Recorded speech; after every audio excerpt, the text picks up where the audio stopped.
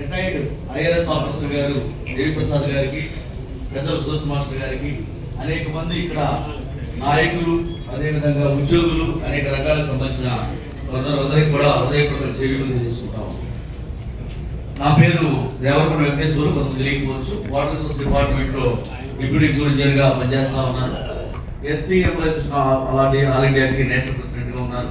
అనేక బహుజన సంఘాలను పనిచేస్తున్నాను. అదేవిధంగా భారత రాజ్యాంగం ఒకటి ఉంది అని చెప్పేసి దేశంలో కేవలం 20% మంది ప్రజలు మాత్రం తెలుసు, 1-2% మంది ప్రజలు మాత్రం చదివారు. కాబట్టి ఇది ఉద్యమంగా తీసుకుని గత 2 సంవత్సరాల నుంచి సహకారం ఉన్నా లేకపోయినా 30,000 పుస్తకాలని ప్రజలకు తీసుకురావడం జరిగింది. సహకరించిన వారికి ఈ వేదిక మీద నుంచి నా ఒకటి ధన్యవాదాలు తెలియజేస్తాను. ఎవరైతే ఇప్పటికీ సహకరించలేకపోయారో వారు సహకరిస్తారని ఆశిస్తూ రేపు ఏప్రిల్ 14వ తారీఖున పెద్ద ఎత్తున ఒక 50,000 పుస్తకాలని తెలుగు రాష్ట్రాలతో పాటు వివిధ రాష్ట్రాలకు కూడా తీసుకునే ప్రయత్నం చేస్తున్నాం.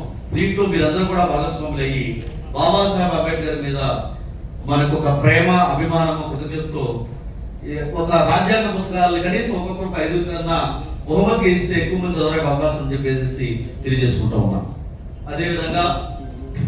అదేవిధంగా సామాజిక న్యాయంతో పాటు బడ్జెట్ కేటాయింపు, బడ్జెట్ ఖర్చు, బడ్జెట్ మళ్లింపు అనేది దేనితో ముడిపడి ఉండదో మనందరికీ తెలుసు. లెజిస్లేటివ్ రూలర్స్, లెజిస్లేటివ్ మేకర్స్ అంటే విధాన నిర్ణయాల తయారీ ఎవరి కనుసన్నల్లో అయితే, ఎవరి చెప్పు చేతల్లో అయితే ఉంటుందో మనందరికీ తెలుసు. అంటే కేటాయించే బడ్జెట్ కానీ, ఖర్చు కానీ, మళ్లింపు కానీ వారి కనుసన్నల్లో ఉంటుందని చెప్పేసి మనందరికీ తెలుసు. అదేవిధంగా వేదిక మీద ఉన్న పెద్దలందరూ కూడా అనేక రకాలైన విశ్లేషణ చేసుకుంటూ చెప్పడం జరిగింది. ఆ విశ్లేషణలో అంతర్లీనంగా ఉన్న 4 పాయింట్లని మీకు 2 నిమిషాల్లో మీతో నేను పంచుకుంటా ఉంటా. మనందరికీ తెలుసు ఈ రోజు అజెండా అంశం అనేది మన బహుజన పితామహులు, మాతామహుల యొక్క లక్ష్యాల సాధనలో మిళితమై ఉంది. అయితే ఇప్పుడున్న పరిస్థితుల్లో ఈ క్రమంలో మన బహుజన పితామహులు, మాతామహుల యొక్క లక్ష్యాలు ఆల్రెడీ మన వాళ్ళు వేదిక మీద పెద్దగా చెప్పడం జరిగింది. ఇది సాధ్యపడుతుందా? సాధ్యపడితే ఎంతకాలం పడుతుంది? చాలా మంది మెజారిటీ సాధ్యపడదు. సాధ్యపడదు అంటే మరి మనం ఏం చేయాలి, మనం ఏం చేస్తున్నాము? ఇందాక వేదిక మీద ఉన్న పెద్దలు అంటే సమాజాన్ని ప్రభావితం చేసే ఒక 20-30 మంది లీడర్స్ వివిధ సంస్థల ద్వారా, వేదికల ద్వారా, సంఘాల ద్వారా మన బహుజనుల లక్ష్యాలను సాధించడం కోసం ప్రయత్నం చేస్తున్నారు. వీరందరూ కూడా వీరిలో మెజారిటీ ఒక వేదిక మీదకి వచ్చి మన లక్ష్యాలను సాధించడానికి ప్రయత్నం చేయాలని చెప్పడం జరిగింది.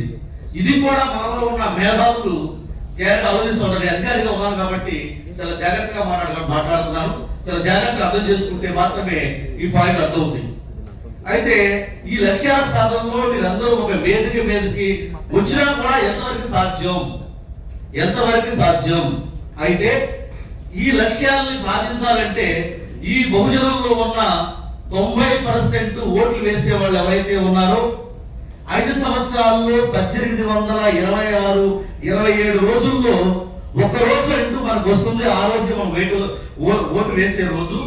ఆ రోజు నాటికి ఈ బహుజనంలో ఓటు వేసే 90% మెంబర్స్ ని ఎంతమంది ఈ దేశ భవిష్యత్తు గురించి, బహుజనుల యొక్క లక్ష్యాల గురించి, అంతిమ లక్ష్యాల గురించి ఎంతమందికి అవగాహన ఉంది? అయితే మనందరం ఈ లక్ష్యాల సాధన కోసం వెళ్లే క్రమంలో ఈ 90% మందిలో ఎంతమంది ఆలోచన విధానాన్ని, ఆలోచన దృక్పథాన్ని, థాట్ ప్రాసెస్ ని మనం టచ్ చేస్తున్నాము, వాళ్ళ ఆలోచనని డెవలప్ చేసి మా లక్ష్యాల వైపు తీసుకువెళ్తున్నాము అనేది చాలా ముఖ్యం. మనము ఒక 90% ఎవరైతే ఓటర్స్ ఉన్నారో వాళ్ళు ఒక 40% లేక 30% ఎటువైపు ఉందో అక్కడ భవిష్యత్తు మారుతుంది. కానీ మనం కేవలము ఆ 90% మనుషుల్లో ఓటర్స్ లో కేవలం 10 మంది దగ్గరకు, 5 మంది దగ్గరకు వెళ్తే మనం లక్ష్యాలు సాధించగలమా అని ఆలోచిస్తూ మన ప్రజల్లో ఉన్న, మన బహుజనుల్లో ఉన్న 100లో 90 మంది వరకు మనం వెళ్లాల్సిన అవసరం ఉంది. ఈ రోజున భారత రాజ్యాంగం ఏదైతే అత్యంత నిరాదరణ గురవుతూ ఉందో, బహుజన పితామహులు మాతామహులు మనకి నిర్దేశించిన లక్ష్యాలు కూడా నిర్లక్ష్యానికి గురవుతూ ఉన్నాయి అనే వాస్తవాన్ని గ్రహించాలి. దీన్ని ఓవర్కమ్ చేయాలంటే ఎవరికి తెలియాలో వాళ్ళందరికీ అవగాహన రావాల్సిన అవసరం ఉంది. కాబట్టి దయచేసి మనందరం కూడా ఆ దిశలో పనిచేద్దామని, ఇప్పటికి కూడా నాలాంటి ఆఫీసర్స్ మీలాంటి అనేక మంది చేయదగిన రీతిలో పనిచేస్తా ఉన్నారు. వారికి అభినందనలు తెలియజేస్తూ ఈ లక్ష్యాల సాధనకు వ్యవస్థని బలోపేతం చేయవలసిన అవసరం ఉంది, పఠించడం చేయాల్సిన అవసరం ఉంది, నిరంతరం కంటిన్యూగా వర్క్ చేయాల్సిన అవసరం ఉంది.